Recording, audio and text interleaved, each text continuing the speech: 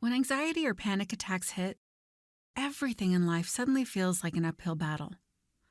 If you're an introverted or highly sensitive professional, you might find that these feelings come up more often, adding an extra layer of difficulty to your everyday challenges. It's completely understandable to feel overwhelmed, and you're definitely not alone in this. If you're an entrepreneur facing the constant stress and unpredictability of running a business, or a professional who puts on a brave face while dealing with toxic people at work, you know how anxiety and panic attacks can creep in and feel all too familiar. It's tough, and sometimes it feels like those feelings just won't let up. You're not alone in this struggle, and it's okay to acknowledge how overwhelming it can be. I'm excited to guide you on a journey from feeling overwhelmed, anxious, and constrained by your challenges and sensitive nature to embracing a life of success and empowerment. Together, we'll dive into the fascinating workings of your mind and explore the transformative power of hypnotherapy. By the end, you'll have the insights and tools to take charge of your journey and make truly informed decisions about your future. Over the next hour, you're going to learn how your subconscious mind is the key to overcoming your anxiety and panic attacks. And you'll learn all the incredible power of hypnotherapy. And if you're a hypnotherapist listening in, I'm certain you'll learn something new about hypnotherapy and the practices your clients have tried before they reach out for your support. No matter what your profession, you'll discover why hypnotherapy can help you quickly overcome your problems and reach your goals. And by the end of this training, you'll know more about hypnosis than 99% of the population, even if you're already a hypnotist. We'll look at other practices and how they compare to hypnosis so you can decide what's right for you. And I'll cover what real manifesting is so you can create a life that's in alignment with your subconscious mind. If you watch all the way to the end, you'll know the right next steps to take for you, so you can make an informed decision about the type of practice you want to use to help you overcome your challenges.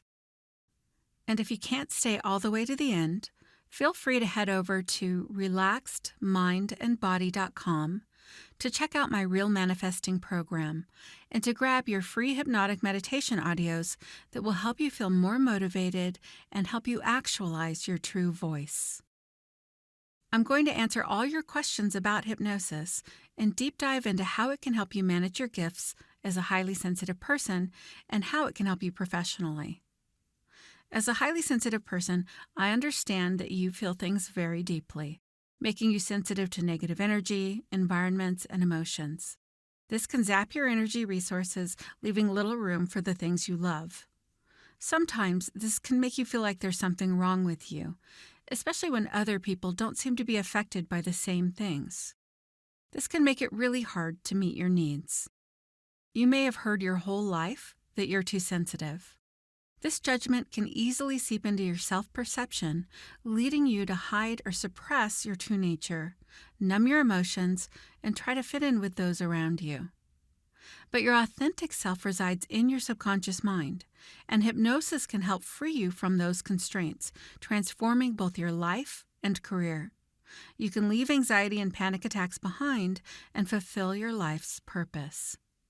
Here's what we're going to cover today: an overview of what hypnosis is, how your mind works, and why it's the number one tool introverts and highly sensitive people need for themselves to overcome anxiety and advance your career. Common concerns and fears about hypnosis.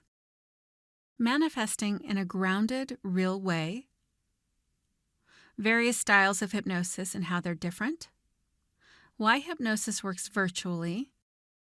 Is hypnosis covered by health insurance and what to look out for? A comparison of hypnosis to other practices and what they typically cost. The preferred way to clear negative energy. A comparison of a single session versus a program and the costs. How hypnotherapy helps you overcome anxiety and panic attacks. Steps to take and resources. I know you're investing your time and attention in this training, so I'll be as direct and comprehensive as possible without any fluff, while also being as thorough as possible. Watching the entire training can provide you with valuable insights into managing anxiety and panic attacks, especially if you identify as an introverted or highly sensitive person. Also, you may have wondered in the past if there's a difference between being a hypnotist and hypnotherapist. The terms are interchangeable and it depends on what the hypnotist prefers. I'll use either term throughout this training, and I'll use the term HSP to refer to a highly sensitive or empathic person. Allow me to formally introduce myself. I'm Aminette Bergenio. I'm a master hypnotist, business mentor, and an introverted, highly sensitive person. But more importantly, I'm someone who overcame the deep sadness of my past and learned how to laugh and smile again. It's now my great pleasure to help other introverted or sensitive professionals abandon the traumas of their past and gain, perhaps for the first time, genuine self-acceptance and a certainty that their gifts aren't a curse, but an asset they can share with the world. You may be wondering what qualifies me to talk about personal or spiritual development. Over the years, I've done well over 1,500 deep-level hypnosis sessions, and I specialize in advanced regression. I've logged over 11,000 hours in the subconscious mind of my clients, helping them work through severe trauma, anxiety, panic attacks, and everything in between. I've worked with every issue imaginable in the hypnosis sessions I've conducted, including spiritual issues. I've conducted past life regressions, higher self connections, and spiritual releasement. Plus, I've supported over 100,000 people with their spiritual awakening, and I've gone through a Kundalini awakening, which is a fancy way of describing a spiritual awakening. What I found is that the subconscious mind was what connected everything together. It's the golden thread that's a conduit for your spiritual experiences, and the key to overcoming your personal problems and emotional turbulence. In fact, hypnotherapy saved me. I've had a really challenging past. I've experienced severe trauma that was so bad, it's really a miracle I'm alive right now. As a child, I suffered severe sexual and sadistic ritual abuse. My father committed suicide when I was young, and there were more challenging events to come. This trauma heightened my senses and shaped my beliefs about myself and what I deserved, and it kept me from creating the life I wanted. I knew I wanted to be happy, and I would try very hard to make changes in my life, but every time, after making a little progress, I would inevitably fall right back into the life I was trying to get away from, and I felt hopeless. I was having full-blown panic attacks, had raging PTSD, and my self-esteem was almost non-existent. This meant that I kept attracting partners who were incapable of loving me because I had core beliefs that I wasn't lovable, which turned into a self-fulfilling prophecy. It felt like chaos and drama were everywhere I turned, and honestly, I think I was just expecting it. Like this kind of turmoil was just normal, especially with my sensitive nature, making everything feel even more intense. Then hypnotherapy came into my life and changed everything for me. What I want you to know is that often, when life gets really tough, those challenges can actually lead us to a new kind of happiness and a better way of living. I learned how to turn my struggles into insights, and that journey inspired me to help others find their own paths to healing and empowerment. Over the years, I've been certified in a plethora of healing practices, and I've used all of them with my clients for a myriad of issues. And time again, it was hypnosis that came out ahead as the winner, with in-depth energy work in second place, if it was combined with hypnotherapy. Hypnosis rapidly moved my clients out of their problems and had them racing towards their goals. They were more accepting of themselves and felt more peaceful and in control. It was through my work that I became passionate about helping introverted and sensitive professionals.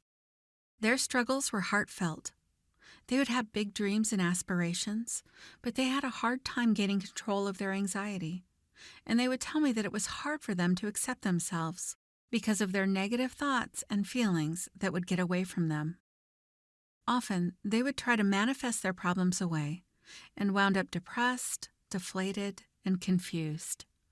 They focused on trying to be positive, and they'd quickly turn their negative thoughts and emotions into positive ones. or they'd try to be neutral with their perceptions of their thoughts and emotions, whitewashing over them. They were exhausted, and they were so close to their problems that they weren't able to see their way out of them. That's when I decided to create my Real Manifesting program to help in a very real way. You may not realize this, but you've got an amazing tool between your ears, and hypnosis is the key to accessing it. It's the key to gaining control of anxiety or panic attacks, and it's the key to manifesting in a practical, grounded way. When you think of hypnosis, what comes to mind? Maybe it's the movies or stage hypnosis. You may already think you know what hypnosis is, or it may be brand new to you. Either way, we're going to take a deep dive into hypnosis, plus I'll share the truth about manifesting that very few people know about. As a master hypnotist, I view hypnosis as an art form. It's said that anyone can learn to get you into the hypnotic state, but it's what you do with someone once they're there that makes all the difference. I've found this to be true, and my approach is to get to the root of what's preventing you from reaching your goals and address it thoroughly. So what is hypnosis? Hypnosis is a focused state of attention, nothing more. Hypnotherapy was approved by the American Medical Association in 1958, the American Psychiatric Association in 1961, and the American Psychological Association. It's been around for a long time, but it's been widely misunderstood. For example, it doesn't necessarily feel like anything. Many people equate it with relaxation, and you may indeed feel relaxed when you're hypnotized, but it's not relaxation. And there are many misconceptions that have misled the public, health professionals, and even other hypnotists about what hypnosis actually is. This comes from a lack of proper education or movies and stage shows that are meant to entertain you and don't represent the true nature of hypnosis. So don't worry, you won't bark like a dog or cluck like a chicken unless you really, really want to. Just don't start doing it until I grab my popcorn first. You can't be made to do anything you don't want to do in the hypnotic state, and you're not weak or gullible if you're hypnotized. A great example of this came from a famous stage hypnotist from the UK. He had a regular participant that came on stage and did everything he asked her to do. She barked like a dog, clucked like a chicken, and the like, until he asked her to dance, and she outright refused. She wouldn't do it no matter how many times he tried to get her to.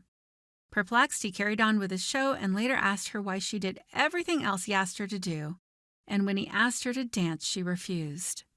She told him that dancing was against her religion. So you see, no one can ever make you do anything that you don't want to do in the state of hypnosis. You feel conscious, present, and aware in the state of hypnosis, and you're always in control. Because all hypnosis is really self-hypnosis, because you are the one who's focusing your attention.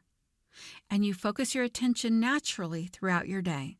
Someone observed this state and gave it the name of hypnosis. Have you ever been so laser-focused on a task in your life or at work that you practically lost track of time? That's an example of focused attention. If you're reading a book, you're focusing your attention.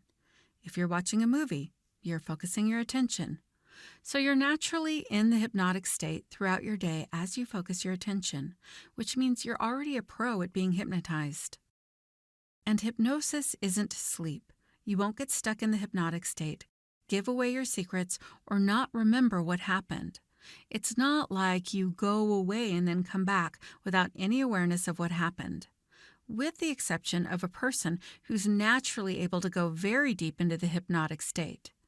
Sometimes a person will experience spontaneous amnesia and report that they don't remember anything that happened once they're emerged from a session. But in all the sessions I've conducted, that's only happened twice. Remember, you're in control when you're hypnotized, and if there's something you don't agree with, you'll just simply reject it. I once had a colleague hypnotize me, and this person said something in my session that I didn't like, so I just quickly rejected it. Another misconception is that hypnosis is evil. It's not. Sometimes people have told me that they worry that hypnosis may be evil or against their religion. Now, if someone were to be hypnotized and they had a strong belief that hypnosis was evil, and they said they experienced XYZ negative events afterwards, that's simply their emotional beliefs coming out after the session, which can be a scary experience for the person. It simply means that there's more work to do to uncouple beliefs that are frightening somebody so that they can feel safe in their natural state with the ability to focus their attention. And hypnosis works whether you're in a light state or a very deep state. Thankfully, your subconscious mind is happy to make changes on your behalf no matter what. And everybody can be hypnotized, unless there's a cognitive deficit that doesn't allow the mind to process or retain information. An example of this is if a person has advanced dementia, a severe traumatic brain injury, or if someone has an intellectual disability and isn't able to process or retain information. You can't mess up being hypnotized, and it's not a test, but it is a team sport. It's something you do with your hypnotherapist for yourself and your own interests. Hypnosis works by phone, virtually, or by listening to a custom recording. This is because all hypnosis is speech-based, and once you close your eyes, you simply listen while your subconscious mind does the heavy lifting for you. Plus, it's not a fragile state. Remember, you're in and out of the hypnotic state all day long. So it's an old, outdated myth that hypnosis needs to be done in person. I had someone tell me the other day that it had not crossed her mind that hypnosis could be done virtually. Where most people get hung up is that they haven't been properly educated about what hypnosis is and how it works, and they are typically afraid of being hypnotized. For most people, hypnotherapists are the last-ditch effort. So you have this person who's been suffering with their problem for a period of time, sometimes decades, and they've tried everything under the sun to solve their challenge.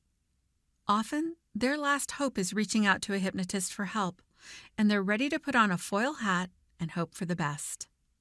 But hypnosis is so safe, so effective, and can be done from the comfort of your own home, where the client is completely in control. Have you ever wondered how your mind works? It's a common misconception that we know our own minds. We feel like we're in control, but we are wrong. Think of your mind like an iceberg. What you see is only the tip. The tip of the iceberg is your conscious mind. It's the rational and analytical part of your mind. It's where your willpower resides, and it only processes 7 to 9 pieces of information at a time, or 40 bits. It represents 5 to 10% of your mind's power. This is the part of the mind most people use to try to solve their problems and reach their goals.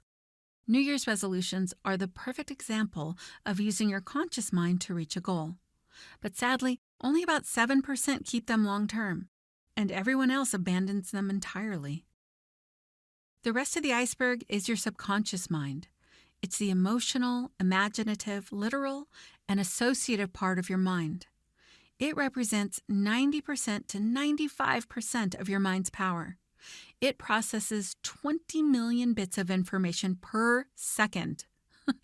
Your subconscious mind holds all of your memories, and it generates your emotions. It stores every experience you've had, every emotion you've felt, and most of your thoughts. And it's where your beliefs live. Think of your subconscious mind as a vast library that has all of the information about who you've been, who you are now, and who it thinks you can become. And most of this information is outside of your conscious awareness. Think about that for a second. What makes you who you are is mostly hidden. This is why making significant changes can be challenging. When you're born, your mind is like a blank slate. Then as you grow up, you have experiences. And when you do assign meaning to those experiences, good, bad, or neutral, that leaves an imprint. This is what forms your beliefs, and when a belief is coupled with a strong emotion, it can become cemented in your mind. Then additional experiences compound these beliefs and form an inner blueprint, like tracks laid down from years of use on a worn walking path. This is what drives your current thoughts, emotions, and behaviors, that runs you on autopilot and creates your current reality. And again, This is all largely outside of your conscious awareness. So the success in your life, business, or career is determined by your subconscious mind. You think you're in control, but your subconscious mind is really driving the car. Studies have shown that we have anywhere from 6,000 to 40,000 thoughts per day, depending on the study. Many of those thoughts are negative, and they are generated from your inner blueprint and current life experiences. Plus, your mind has a built-in filtering mechanism called the critical faculty. Now, stay with me here because understanding all of this will help you feel better and it will help you reach your goals. So your critical faculty interacts with your conscious mind and it compares new information with old beliefs and perceptions. Its job is to keep everything close to the same. It's kind of like a gatekeeper between the conscious mind and the subconscious mind, and hypnosis works to bypass this filtering mechanism so you can improve your life. So when you're hypnotized, what's really happening is that you're being dehypnotized from beliefs and thoughts that no longer serve you, leaving space to create a new worldview and to see new opportunities to act upon. This will allow you to make the changes necessary to get what you want in your life and career. Are you starting to see why hypnosis is the key to real and lasting change? It's an incredible tool for spiritual growth and for strengthening your intuition too, because when you clear a space inside of yourself, you can hear your soul better. There are millions of people that believe in manifesting, and I found this to be especially true for spiritual women. But what if I told you that manifesting is really using your conscious and subconscious mind to get what you want? When people manifest, they are focused on what they want. They're telling themselves what to look for, and they're giving their subconscious mind instructions on what to do. Some people manifest very easily, while others struggle. This is because their inner blueprint dictates what's attainable for them, given their life history and present life circumstances. Let's look at an example of having beliefs that can work against you. Amy has the unconscious belief that she doesn't deserve money. She's had some success manifesting money, but she hasn't addressed the root issues that led to this belief. She recently won $2 million in the lotto, and her intention is to save as much of it as possible so she no longer needs to work and can leave money to her children. She makes a couple of careful purchases. She buys a new home and a new car. She's good with her money for a while, but she finds that she's spending her money without careful consideration. It's impulsive but seems innocent. Then she starts giving her money to other people. She thinks, "Who am I to have all this money for myself?" This thought happens repeatedly and happens so fast she's not even consciously aware of it, but it generates an emotion of guilt. Suddenly she feels guilty about having money, and in an effort to feel better, buys more unnecessary things and gives away more money. 3 years down the line with this same type of behavior, Amy is perplexed because she's close to the same income level she was at before winning the lotto. But now her guilt has intensified because she didn't save much money to leave her kids. She feels like a failure. Amy's story demonstrates why so many lotto winners wind up right back where they started. Your inner blueprint shows you the way your mind was built, and this is the only way your mind can be unless you change the draft. You must address the root causes of your unhelpful beliefs and change your inner blueprint.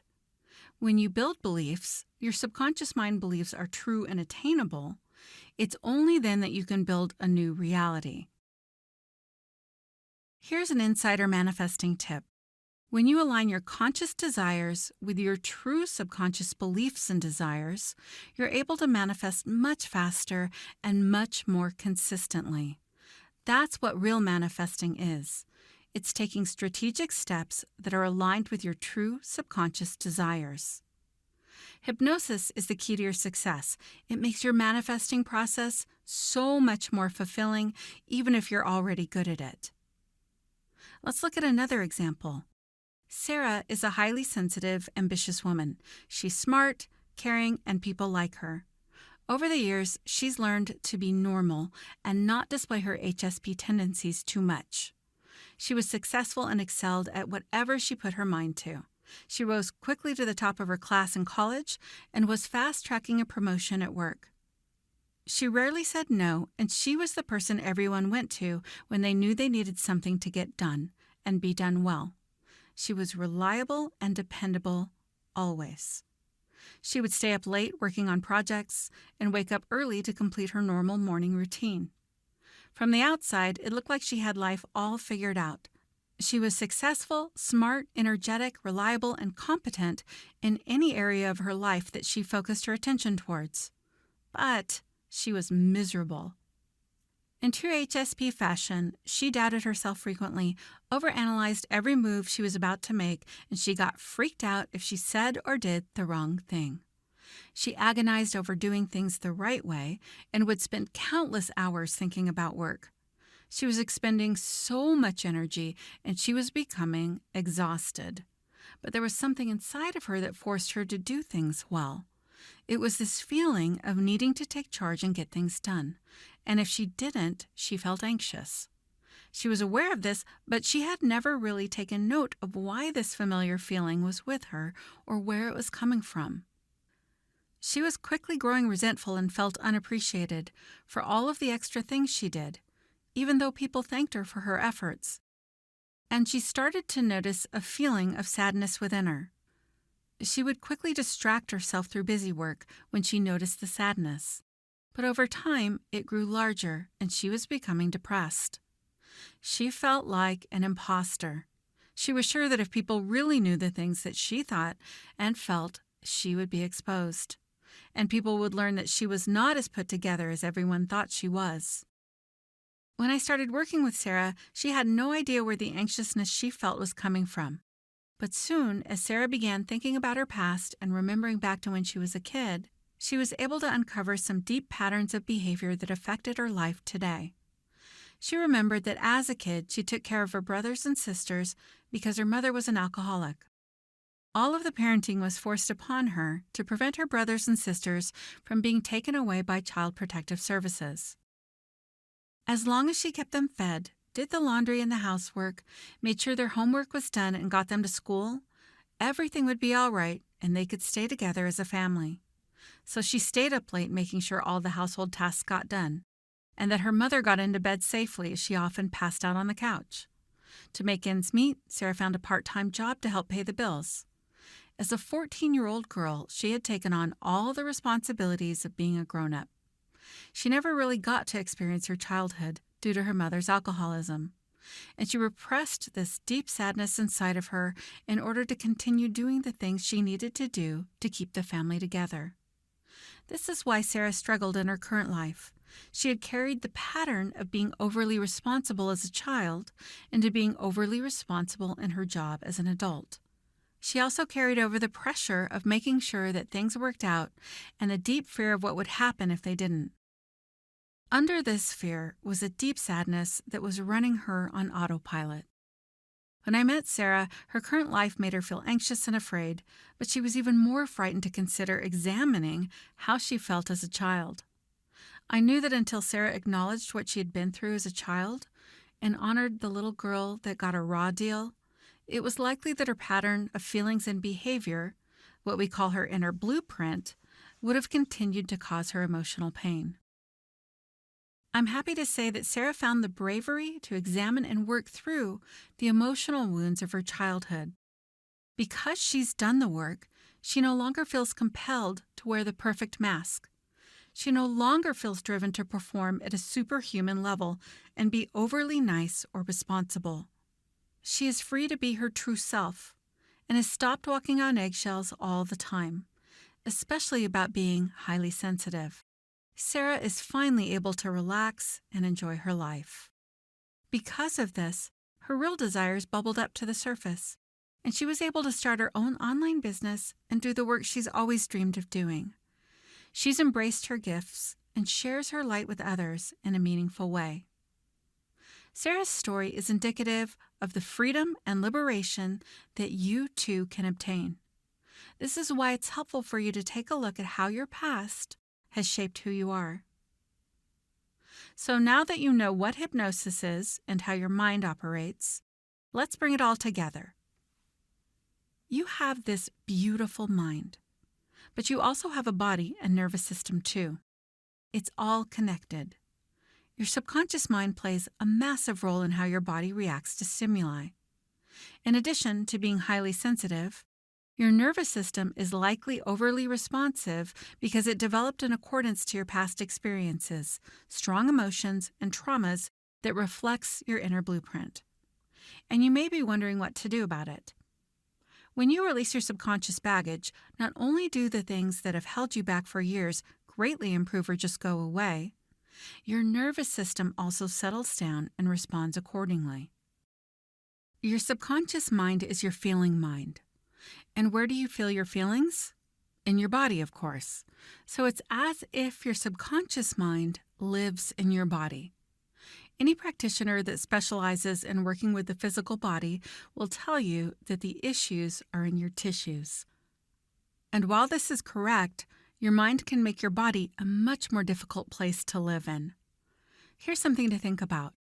As an HSP, you are more affected by the inner workings of your subconscious mind, and you probably haven't realized this. All the feelings you're able to feel and all the sensory input you receive is because you're more perceptive, more observant, and simply process and understand more information than other people. And once you understand how to use your subconscious mind more effectively, your body can work more effectively to accomplish the peace and happiness that you want to see in your life. So your biggest challenges as an HSP can now become your biggest strength. Instead of being controlled by your inner blueprint, your sensitivity can show you what you need to change and how you need to change it. And the best way to do that is through hypnosis. Now, let's shift gears here and take a look at the different techniques used in hypnosis that can be done to help you. Let's begin with direct suggestion. This is a technique where the client will tell the hypnotist what their problems are, and the hypnotist will read a hypnosis script that addresses that specific issue or craft suggestions that are typically the opposite of what the person is experiencing. For example, if someone is experiencing panic attacks, the hypnotist will suggest that they are calm and relaxed and that they no longer have panic attacks. The hypnotist will also use analogies, metaphors, associations, and symbolism with this type of technique to help your mind see things in a new way. The pros are that it's relaxing and some change in insight can happen. But it can be like painting over a dirty fence. When a strong rain happens, the paint washes away. Or if it is successful, the person's inner blueprint will likely seek out another way to cause them a problem. This may not happen immediately, but it's highly likely to happen eventually. So unless it's done artfully, direct suggestion isn't typically long-lasting because the suggestions are often counter to the client's inner blueprint. Self-hypnosis is something you do independently, where you'll give yourself suggestions, and conversational hypnosis is something the hypnotist will use in a casual conversation with you to help you shift your way of thinking or feeling. They are both similar to direct suggestion and have similar pros and cons. Regression is a technique where your subconscious mind takes the lead and shows you where the root cause of your problems are coming from, usually taking you back to your childhood to heal. The transformation can be quite profound and is typically long-lasting if done right. Change can happen fast with this level of work because you're addressing the past events that shaped you as a person. And when you do, your inner blueprint can truly receive new beliefs, and your body can let go of its stored emotional energy. And there's different depths of regression. Regression can be more surface level, and then you can have true age regression where the person is revivifying the experience.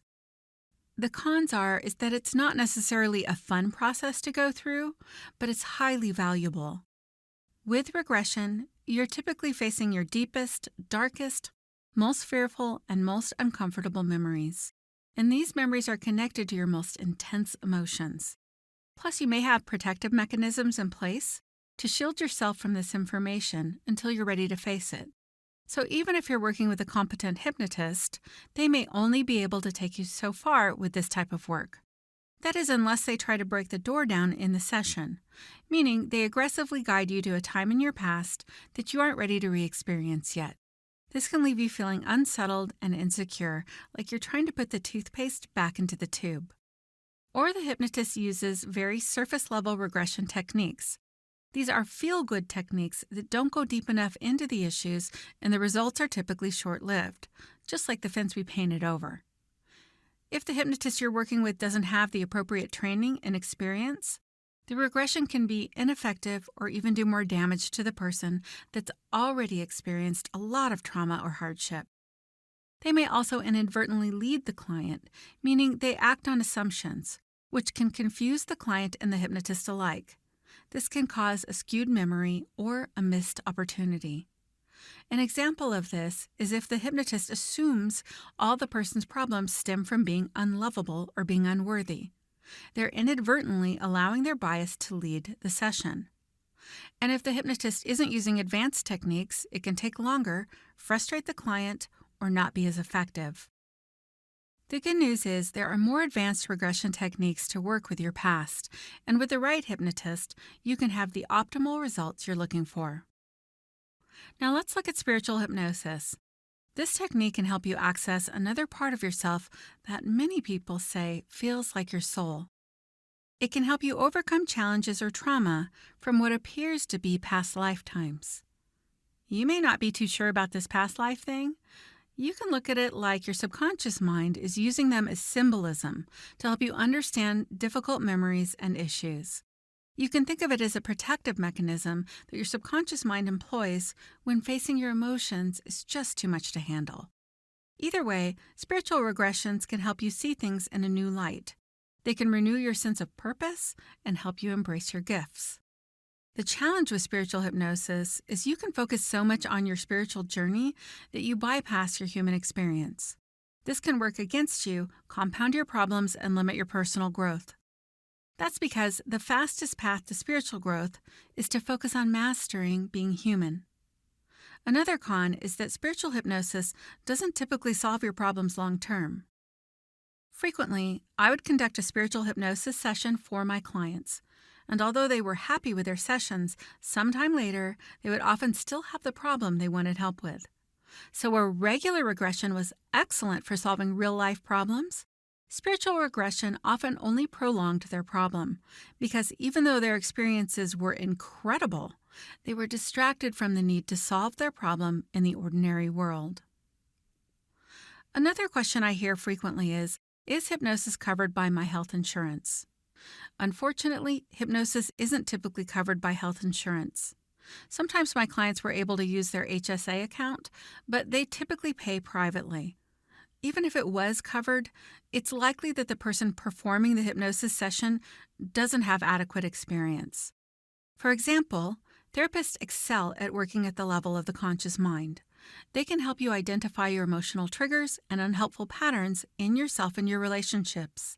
They may diagnose mental illness and create a treatment plan, or coordinate care in a crisis situation. But when it comes time to quickly getting to the root cause of an issue, you need to access the subconscious mind through hypnosis. Most therapists don't have adequate training or experience to move someone through their challenges in the state of hypnosis. In fact, therapists have become my clients for this very reason. In a perfect world, hypnosis would be covered by insurance, and doctors and therapists would be highly proficient hypnotists. But for now, it's best to let doctors be doctors and therapists be therapists, because that's their area of excellence. Additionally, in many states, hypnosis isn't regulated, and anyone can call themselves a hypnotherapist or a hypnotist. They can receive training by taking an online certification that can be completed on a weekend. And many of these certifications don't have practical applications because the person learning isn't actually practicing supervised hypnosis on anyone. So they don't necessarily have any real-world experience. And if they did gain experience in their training, it's lighter in nature, meaning they aren't helping people work through trauma, panic attacks, anxiety, depression, or truly challenging life situations. In fact, most hypnotherapy schools that do teach regression never teach the hypnotherapist how to actually work with challenging issues. The hypnotherapist has to figure this out on their own, which basically means they are having to practice on their clients who are extremely vulnerable. Obviously, this presents challenges for you as the consumer. Remember how I was saying that it's easy to get someone in the hypnotic state, but it's what you do with someone in that state that makes all the difference? Well, I hope you can see just how important that's become for you. Now, let's look at the different practices. I first want to say that I feel that any practice that helps someone in any way is great. So if you happen to practice anything I'm talking about, that's great. And I feel that we should all support each other and lift each other up, because everything has its own limitations. There's neuro-linguistic programming, coaching, emotional freedom technique, energy healing, therapy, and other practices like these. Let's take a look at some of the challenges within each of these practices. NLP dabbles below the iceberg waterline, but these practices simply don't go deep enough, and I feel that the techniques are just okay. There's techniques like anchoring, reframing, questioning your thought patterns, and identifying negative mental and emotional triggers, and replacing them with a positive response. I've used them repeatedly in my sessions, and I just wasn't impressed. I would liken them to the limited direct suggestion technique we discussed earlier. An example of an NLP technique would be what's called an anchor. That's to connect a positive emotion with an image, word, statement, or action. But if things like this are all you're doing, that's like painting over a dirty fence.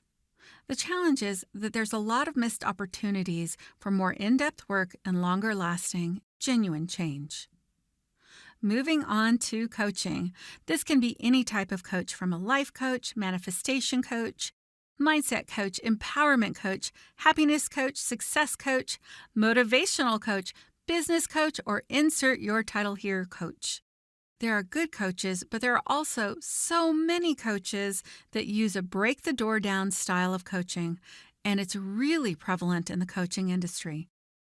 They naturally hit a wall at some point in the coaching relationship because the client wants to reach a goal, but their subconscious mind's inner blueprint isn't in alignment with their conscious desire, and it just isn't working out.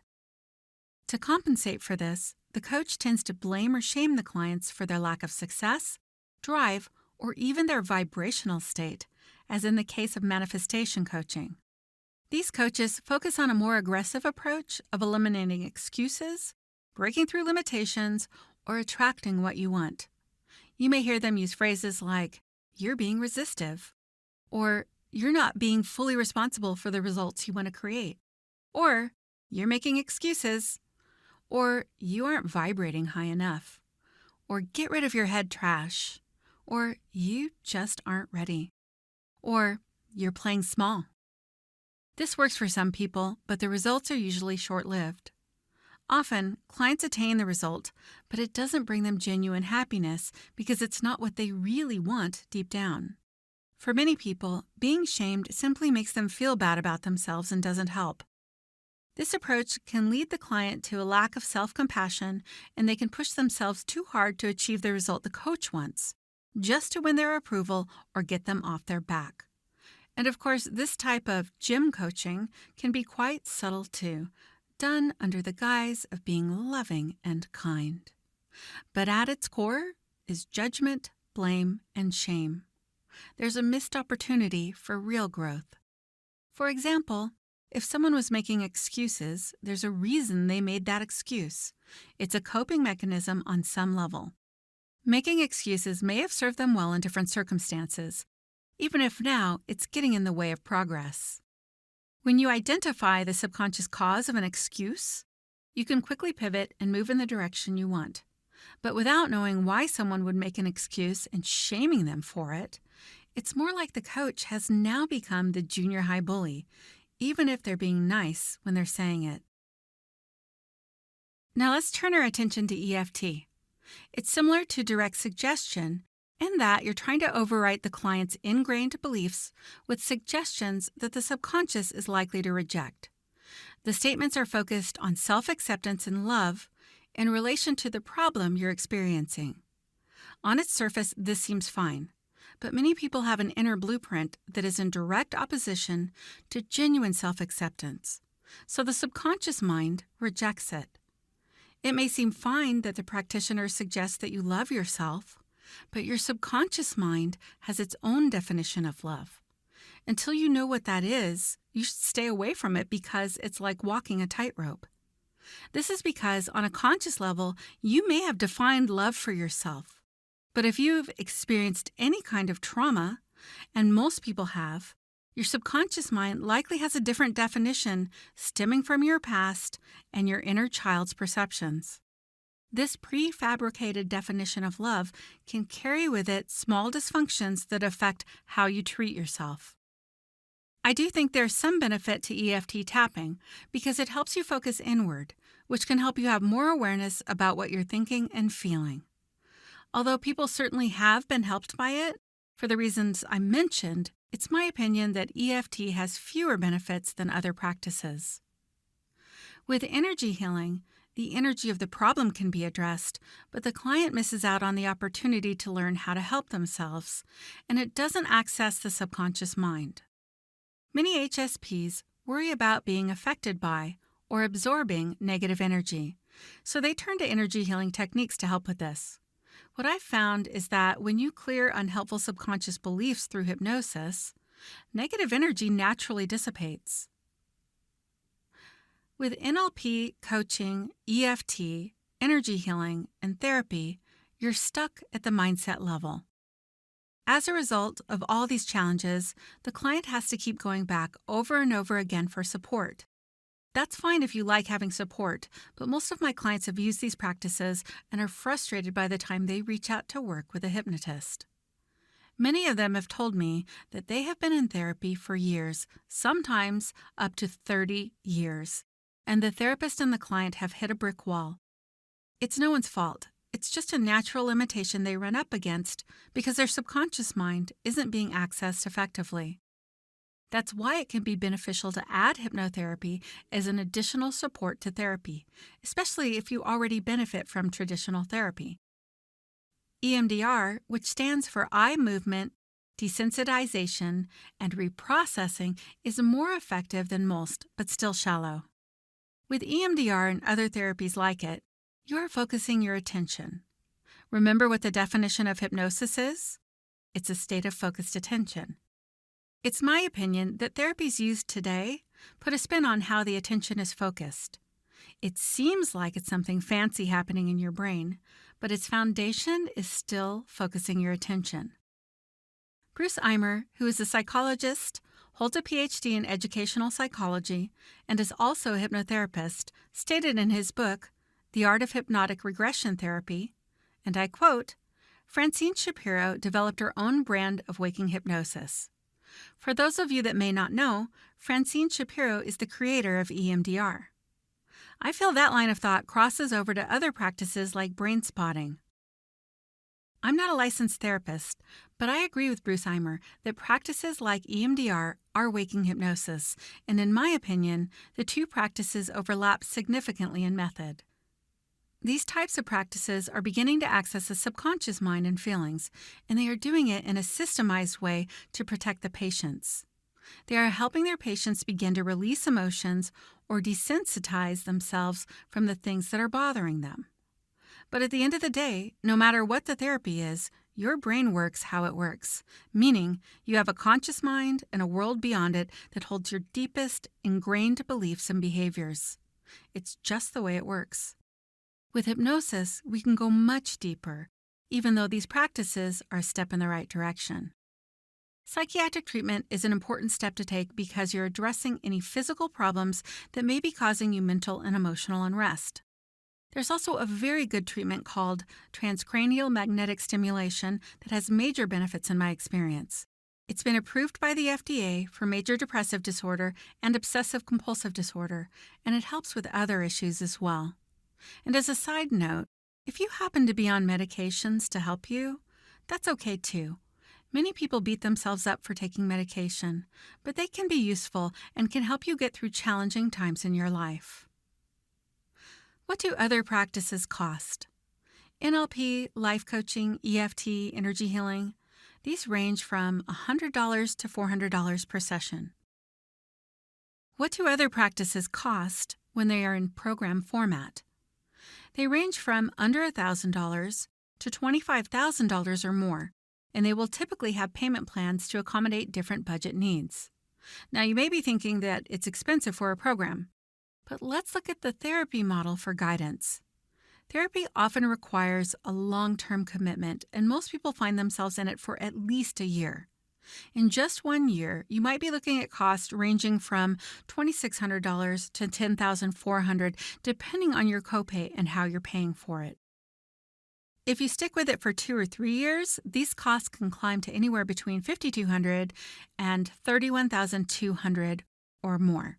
And people will often stay in therapy for a lot longer than that. In fact, by the time someone reaches out to a hypnotherapist for support, they may have spent over a decade or more in therapy. So you're going to plunk down a lot of money with the therapy model over time, which means investing in other programs may actually save you time and money in the long run, provided you get the result you want to achieve. The caveat is to make sure that the program you're enrolling in is legit. There are many people in the helping profession who charge premium pricing willy-nilly. They took a business course, and that's what they were told to do, so they did it. It's fine to charge more if you have the expertise, client results to back it up with, and a proven system of support. But many people who charge premium pricing are just doing it because the business model fits their financial goals. Remember, you are a real person with unique needs, not just a statistic in someone else's financial plan. Your well-being should always come before anyone's bottom line. The range of prices for a single hypnosis session is $400 to $1,000 to work with a qualified hypnotherapist who specializes in regression. You may be thinking that you'll look around for a hypnotist that charges less than this. But keep in mind that all hypnotists are not created equal, and here's why. They may be newer and lack experience, or they are veterans but they use outdated techniques. For example, I've heard numerous times from people that they had seen hypnotists using techniques like talking on a microphone in the session at the client when they were only 3 feet away from them. That's odd and ultimately distracts the client from their hypnosis session. The traditional hypnosis model is 50 years old. Some of it's excellent, but most of it is outdated and due for a major overhaul. When you choose a hypnotist to work with, you want to make sure that they are using advanced hypnotherapy techniques so you don't waste your time and money. And you may be thinking that you just want to try a hypnosis session. It's completely reasonable to be comfortable with how you're being helped. If this is the case for you, it may be because you've already tried a bunch of things that didn't help you, and you want to protect yourself from more disappointment. Or you want to protect your pocketbook. This is reasonable and you have every right to be skeptical. Perhaps you have a strong desire to solve your problem, but there's another part of you that says to put on the brakes because it wants to keep you safe from the unknown. I recommend going all in on your hypnosis journey. To say to yourself, this is what I'm doing to help myself. Because even if your concerns are valid, you'll still benefit from being fully invested in the process instead of being halfway there. It's normal to be nervous about something new, but many people are pleasantly surprised by the results they get from being hypnotized. You have a lot of layers of life on you, kind of like layers of an onion. And while a single hypnosis session may solve your problem in one session, you still need to address the fact that you are a whole person with a lifetime's worth of experiences that have contributed to your problem. The exception is that if you're a young person who hasn't suffered lots of dysfunction or trauma, then a single hypnosis session is completely appropriate in this case. So beware of hypnotherapists who want to solve your problems fast, like going through a drive-thru to pick up your Big Mac and fries. Try to shift your thinking a bit and aim for long-term success. It really doesn't have to take that much more time, but you need to take as much time as is required to thoroughly resolve your problems in a meaningful way. Plus, you need to learn how to navigate and ultimately master your thoughts, beliefs, and emotions. This is especially necessary if you're a highly sensitive woman because you take on the emotional energy of others. If you don't even know how to work with your own inner landscape, how will you ever suss out what are your feelings or someone else's? Hypnosis programs typically range between $2,500 and $25,000 or more, depending on different factors such as the experience of the hypnotist, speed of results, the system of support that moves you from point A to Z, additional practices that are built into the program design, access to the hypnotist for additional support when needed, and things like that. Now, this may seem like a lot of money, and in fact, it may very well be a thoughtful investment for you. But when you consider how much you'll spend in therapy, it may make sense for you. Or consider the cost of a divorce, which is around $10,000 to $50,000 for legal fees before splitting up the assets and selling your house. Or getting over an eating disorder and investing $20,000 to $40,000 for each rehab visit. Or the cost of not advancing your career or growing your business. So it's relative to what you may already be investing financially, or in relation to wasting decades while still dealing with your problems. And you'll need to be the one who determines the right path for you to take and what makes sense for you and your financial situation.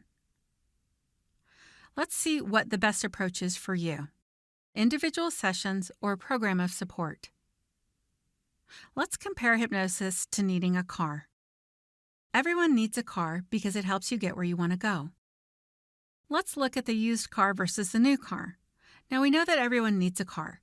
In this instance, we'll compare a used car to a single hypnosis session. The used car in this picture is actually a Chevy Chevette, the same model as my very first car, although I think mine had more dents in it.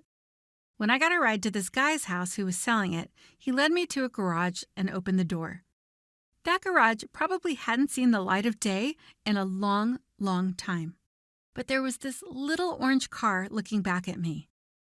Orange happens to be one of my favorite colors, so I figured it was a sign from God or the universe. When I got in the driver's seat, I looked in the back seat and there was a black widow looking up at me. But I was quick to overlook that because I needed a car and it was in my budget at $400.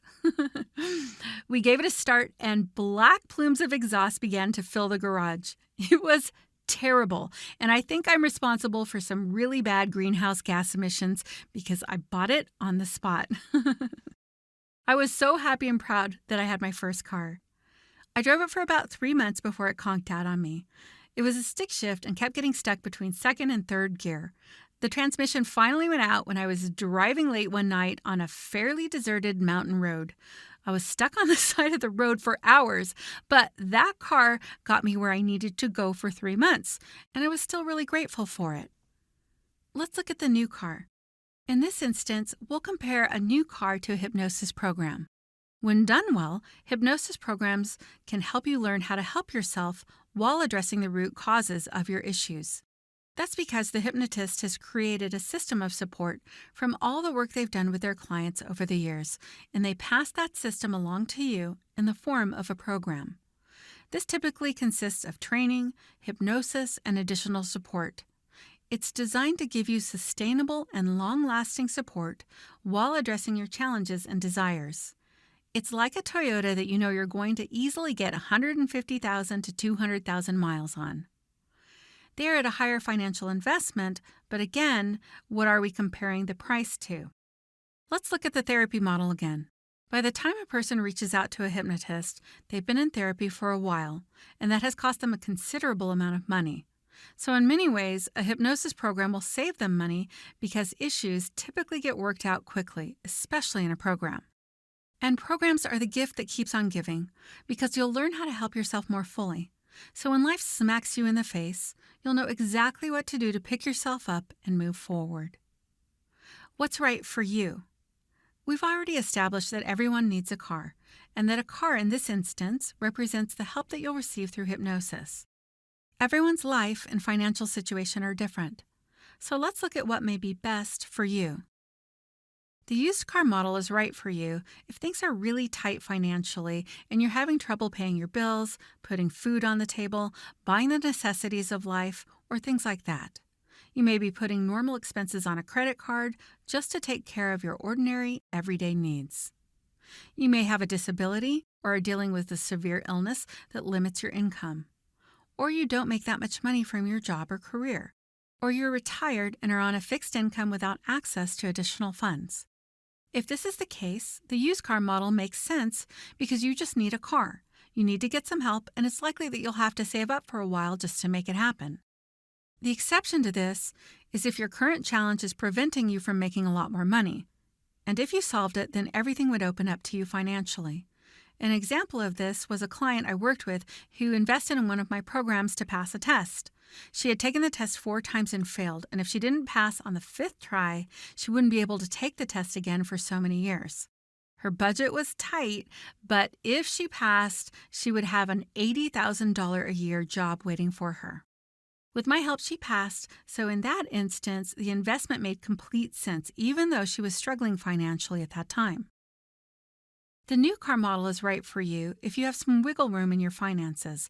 In other words, it won't cause you major financial hardship to invest the money, either upfront or through a payment plan. You likely have a stable income with some money in the bank or have access to other funds or credit that you can use for your personal development.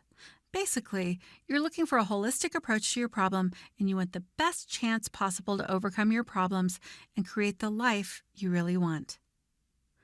Now, at this point, there are certain things that may come up for you that may prevent you from taking action to solve your challenges and reach your goals. Most people don't truly commit to what they want, which creates problems for them. There are a lot of people who exert a tremendous amount of energy thinking about what they want to do, when they could take the same mental energy and apply it towards taking actions that would truly change their lives. So it's important to note the difference between thinking about wanting to do something and actually doing it. To really do something requires that you set aside time in your busy schedule to get what you want. Committing means that you're going to lay out a plan of action, address your unhelpful patterns, and bring balance to key areas of your life so you can get what you want. It means that if you experience fear of change or fear of the unknown, that you bravely step forward and allow what you want for yourself to be greater than the fear or discomfort that you're experiencing.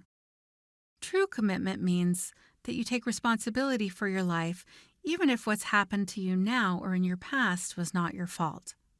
And I'm not saying this is easy. I know because I've had to do this myself, and I can say that it's actually worth it. So here's the tricky thing. We all have subtle objections or ways of self-sabotaging. Our inner blueprint has a sneaky way of convincing us that we don't need to get from point A, where we are now, to point B, the solution we want. It also tries to trick us into believing that we don't need to change unhelpful behaviors. Here's some examples of how we can talk ourselves out of change. You might not be sure you can be helped. This is very common, and it's what many of my clients felt when I first started teaching them. They had a sense of hopelessness because they had tried many things in the past, but hadn't seen the results they wanted. Based on their past experiences, this is a completely understandable conclusion. However, when we worked together to create a new inner blueprint, they found that their problems typically became a thing of the past, and we addressed their belief that they couldn't be helped. They felt happier and in control of themselves. They were able to handle life's curveballs because they knew what to do to help themselves. Perhaps you're feeling too afraid to change because you've been this way for so long. If this is the case for you, you are not alone.